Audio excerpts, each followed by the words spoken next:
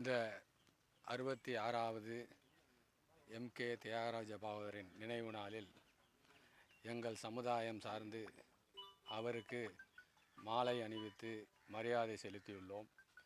இந்த நேரத்திலே தமிழ்நாட்டிலே மத்தியிலும் ஆண்டு கொண்டிருக்கின்ற அரசியல் கட்சிகள் எங்களை புறந்தள்ளி இருப்பதாக கருதி நாங்கள் சில கோரிக்கைகளை இங்கே முன்வைக்கிறோம்.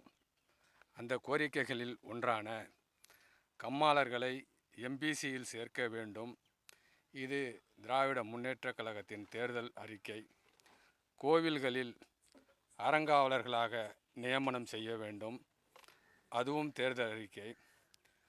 மூன்றாவதாக கொல்லர், தச்சர், கண்ணார், சிற்பி, பொற்கொல்லர் ஆகிய தொழிலாளர்களையும் முன்னேற்ற தனித்தனியாக நலவாரியம் உடனே அமைத்து தர வேண்டும்.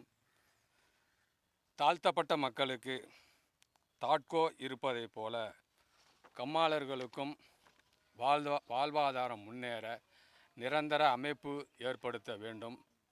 நகை மதிப்பீட்டாளர்களை வங்கிகளில் நிரந்தரம் செய்திட ஒன்றிய அரசுக்கு உரிய அழுத்தத்தை திமுகவும் மாநில அரசும் தர வேண்டும்.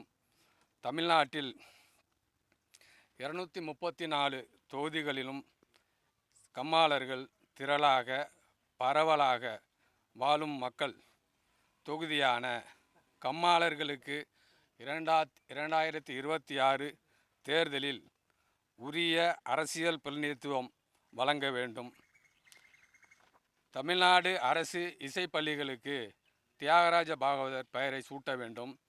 எங்கள் கோரிக்கைகளை நிறைவேற்றாத சூழல் தொடருமானால் 2026 தேர்தலை நாங்கள் தனித்து சந்திப்போம் என்பதை இந்த தருணத்தில் தெரிவித்துக் கொள்கிறோம்.